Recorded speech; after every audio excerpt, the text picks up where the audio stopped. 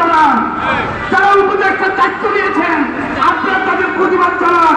যদি প্রতিবাদ না জানাতে চান আপনারা পুরোনো সম্মুখে এসে বলুন, না হয় পদত্যাগ করুন।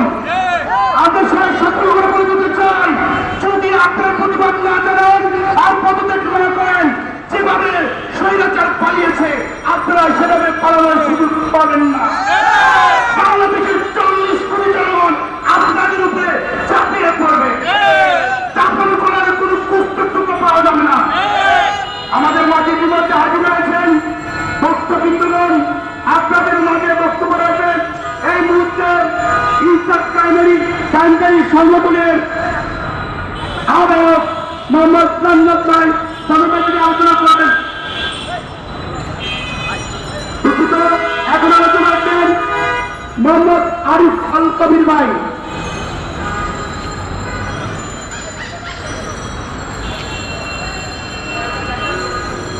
আসসালামু আলাইকুম।